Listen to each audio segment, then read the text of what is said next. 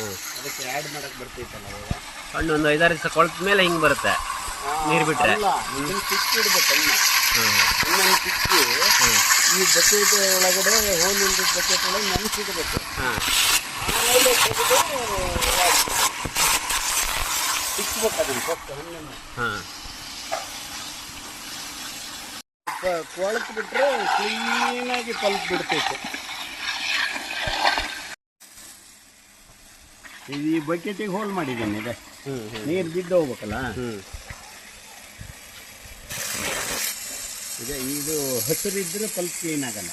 ಇಲ್ಲ ಐತಲ್ಲ ಹಸಿರಿದ್ರೆ ಅದು ಇನ್ನೂ ಕೊಳಿಬೇಕು. ಇನ್ನು ಕೊಳಿಬೇಕು. ಸ್ವಲ್ಪ ಉಪ್ಪು ನೀರಲ್ಲಿ ಹಾಕಿ